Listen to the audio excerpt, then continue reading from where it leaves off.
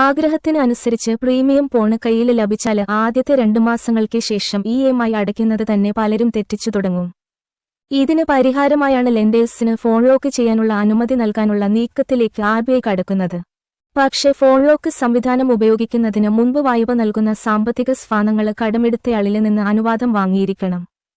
ഫോണിൽ നിന്ന് വ്യക്തിഗത വിവരങ്ങൾ ശേഖരിക്കുന്നതിനുള്ള അനുമതിയില്ല.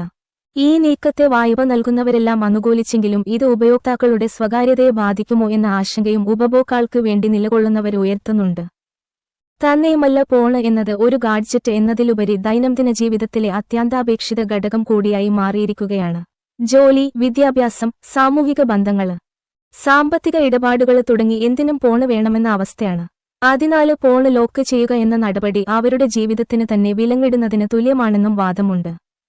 എന്തായാലും RBI ഇത് സംബന്ധിച്ച ചർച്ചകളിലാണ്. ഉപഭോക്താക്കളുടെയും ലെൻഡേഴ്സിന്റെയും താൽപര്യങ്ങൾ സംരക്ഷിച്ചുകൊണ്ടായിരിക്കും നടപടിയെന്നും RBI വ്യക്തമാക്കിയിട്ടുണ്ട്. അഥവാ ഇത്തരത്തിൽ പൂട്ടിടാനുള്ള നീക്കത്തിലേക്ക് കടക്കുകയാണെങ്കിൽ ഇന്ത്യൻ ഉപഭോക്തൃ സാമ്പത്തിക സംവിധാനത്തിൽ വലിയൊരു മാറ്റത്തിനായിരിക്കും അത് തുടക്കം കുറിക്കുക. iPhone 17ന്റെ ഫീച്ചറുകളെല്ലാം വായിച്ച് EMIയിൽ ഒരു ഫോണെടുത്താലോ എന്നാലോചിച്ചിരിക്കുകയാണെങ്കിൽ തീർച്ചയായും ഈ ലേഖനം നിങ്ങൾക്കുള്ളതാണ്.